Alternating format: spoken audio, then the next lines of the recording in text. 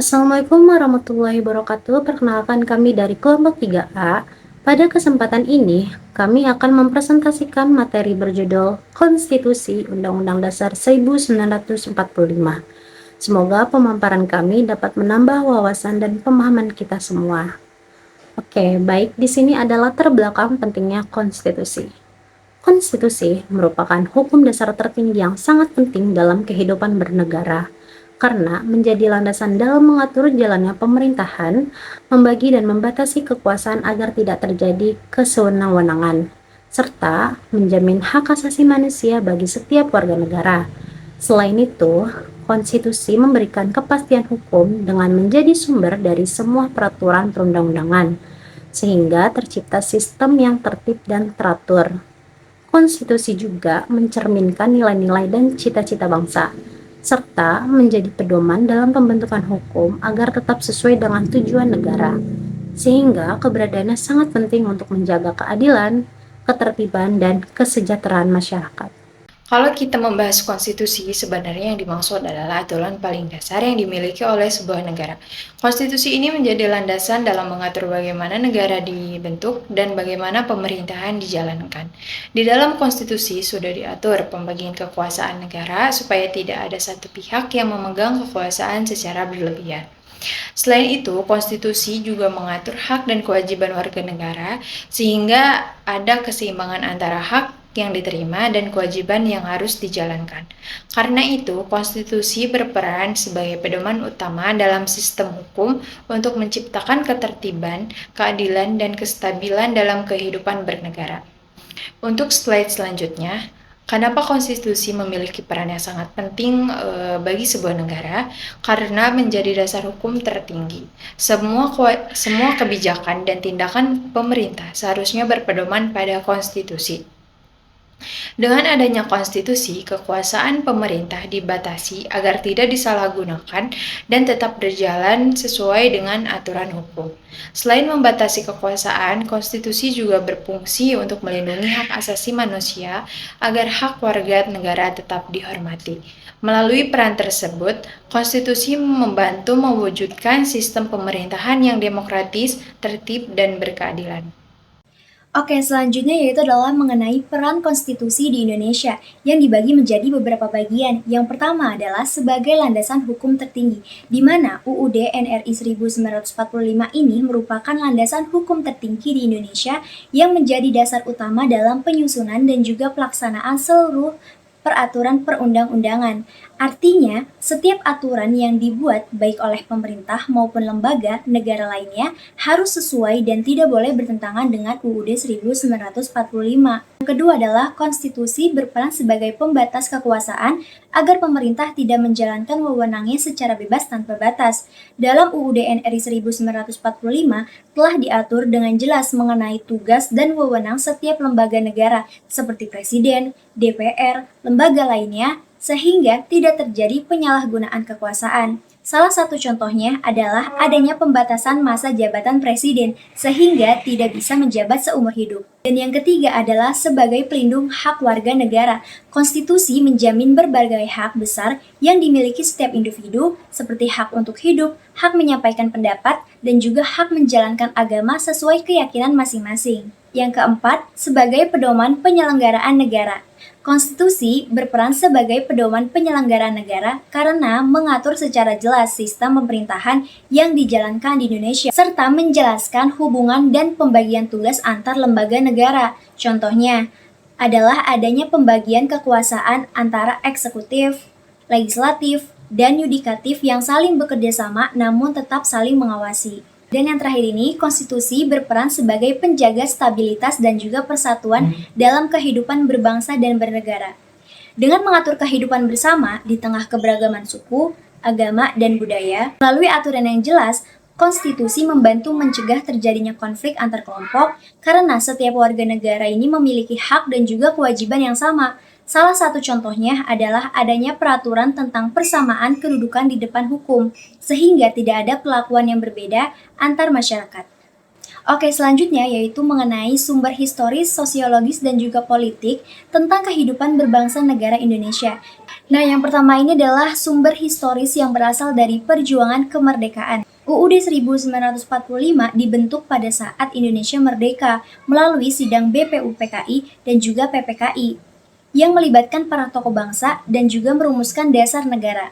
Jadi, konstitusi kita ini tidak muncul secara tiba-tiba, melainkan merupakan hasil dari perjuangan dan juga pemikiran bangsa Indonesia sendiri. Selanjutnya yaitu sumber sosiologi yang sesuai nilai dan juga kebudayaan masyarakat. Sumber sosiologis konstitusi berarti bahwa UUD NRI 1945 ini disusun berdasarkan nilai-nilai yang hidup dan berkembang di tengah masyarakat Indonesia.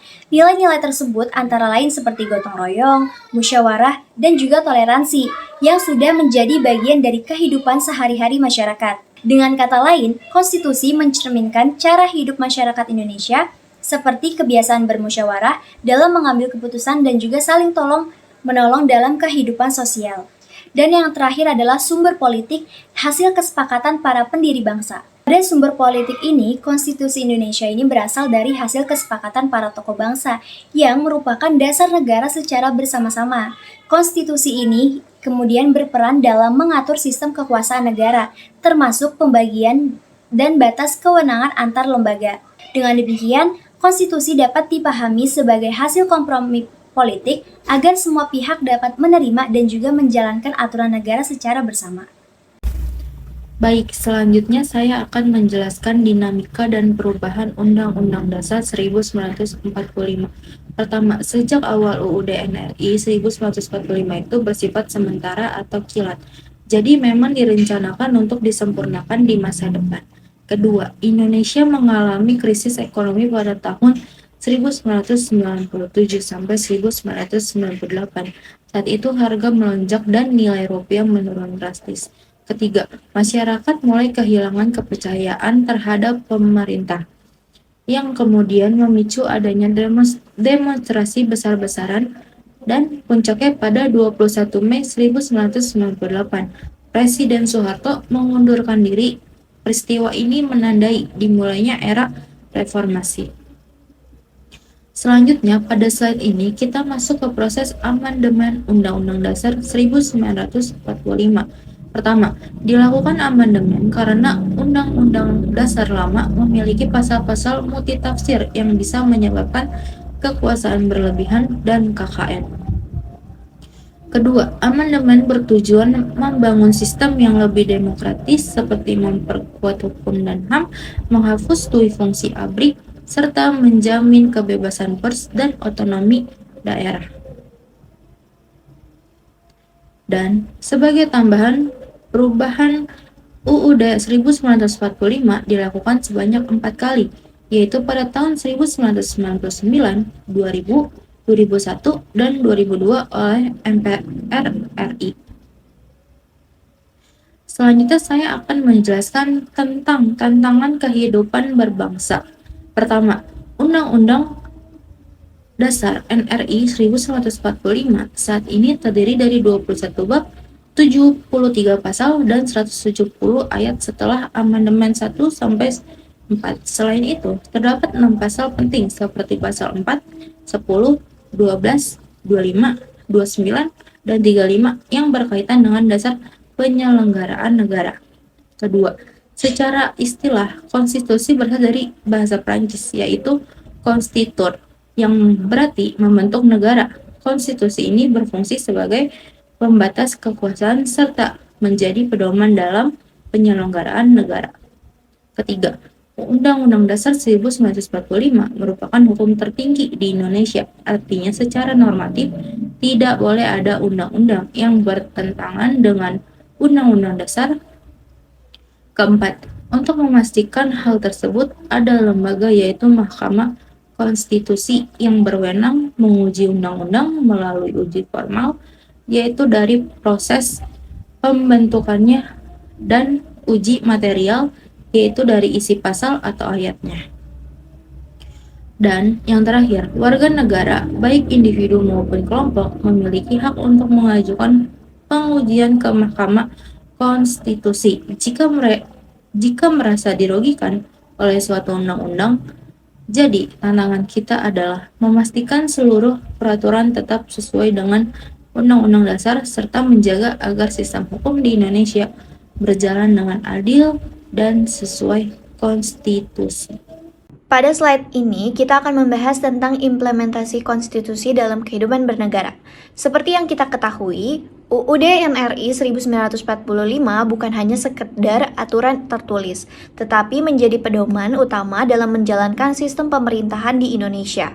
Artinya, semua kebijakan dan tindakan pemerintah harus sesuai dengan konstitusinya. Selain itu, konstitusi juga berfungsi untuk membatasi kekuasaan pemerintah agar tidak terjadi penyalahgunaan wewenang.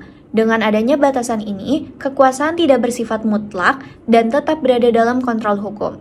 Implementasi lainnya dapat kita lihat dari adanya pembagian kekuasaan antar lembaga negara seperti eksekutif, legislatif, dan juga yudikatif. Ketiga lembaga ini memiliki tugas masing-masing dan saling mengawasi agar tercipta keseimbangan kekuasaan. Tidak hanya itu, konstitusi juga menjamin hak-hak warga negara seperti kebebasan berpendapat, mendapatkan keadilan, dan perlindungan hukum. Dan yang tidak kalah penting, masyarakat juga memiliki peran dalam implementasi konstitusi. Misalnya, dengan menaati hukum, ikut serta dalam pemilu, serta mengawasi jalannya pemerintahan. Demikian, konstitusi memiliki peran penting dalam menjaga keadilan, ketertiban, dan stabilitas dalam kehidupan berbangsa dan bernegara. Dan untuk kesimpulannya, Konstitusi UUD NRI 1945 merupakan hukum dasar tertinggi yang menjadi pedoman dalam penyelenggaraan negara. Konstitusi berfungsi untuk membatasi kekuasaan pemerintah, membagi kekuasaan antar lembaga negara, serta menjamin hak asasi manusia bagi setiap warga negara. Dalam perkembangannya, UUD NRI 1945 mengalami perubahan untuk menyesuaikan dengan tuntunan zaman dan mewujudkan sistem pemerintahan yang lebih demokratis. Oleh karena itu, konstitusi memiliki peran penting dalam menjaga keadilan, ketertiban, dan stabilitas kehidupan berbangsa dan bernegara.